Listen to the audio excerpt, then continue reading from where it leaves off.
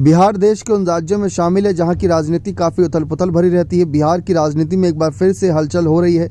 इस हलचल की वजह है नीतीश कुमार, जिनके फिर से एनडीए में लौटने की चर्चाएं हैं। नीतीश कुमार अभी लगभग 1.5 साल पहले ही एनडीए का साथ छोड़कर महागठबंधन में शामिल हुए थे, मगर उनका फिर से महागठबंधन में मन नहीं लग रहा, इसलिए वह पाला बदलने की तैयारी में है। बिहार को लेकर एक बात पूरी तरह से है कि यहाँ तक जब तक कोई दल किसी दूसरे के साथ नहीं आए तब तक सरकार बनाना मुश्किल होता है। यही वजह है कि नीतीश के लिए लालू प्रसाद यादव की आरजेडी और बीजेपी की नेतृत्व वाले एनडीए दोनों की तरफ से रास्ते खुले रहते हैं। हालांकि अब सबसे बड़ा सवाल उठ रहा है कि आखिर 1.5 साल पहले 2022 में नीतीश कुमार से अलग क्यों हुए थे। अब आखिर ऐसा एनडीए से क्यों अलग हुए थे, ऐसा क्या हो गया जब फिर से उसके पास जा रही हैं। दरअसल साल 2022 में एनडीए से अलग होने की वजह ये थी कि बिहार में जेडीयू को लगने लगा कि बीजेपी अब बड़े भाई की भूमिका में आ रही है। बिहार में बीजेपी के बढ़ रहे प्रभाव से नीतीश कुमार काफ़ी परेशान थे।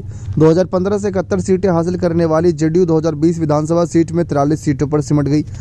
दूसरी ओर जिस बीजेपी को 2015 में 53 सीटें मिली थी, उसको 2020 में बढ़त मिली और उसने 74 सीट हासिल करी।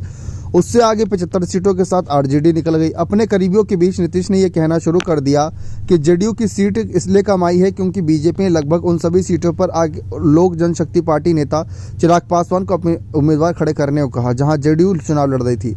उनका मानना था कि एलजेपी ने जेडीयू उम्मीदवारों को हराने के लिए बीजेपी के प्रॉक्सी के तौर पर काम किया। भले ही एलजेपी के खाते में 2020 में सिर्फ 1 सीट आई, मगर नीतीश की वोट बैंक में सेंध जोर लग गई।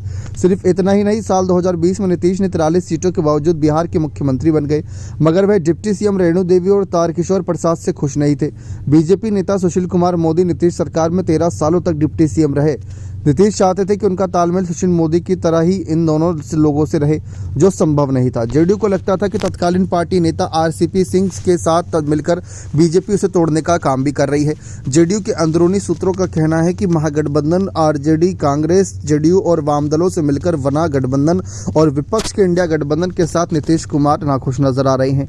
हालांकि इसकी वजह मुख्य है नीतीश कुमार की वर्तमान राजनीतिक व्यवस्था में असहजता।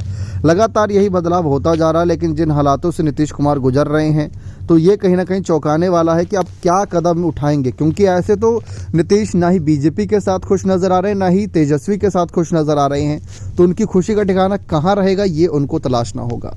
देखते हैं उनका फैसला क्या होता है।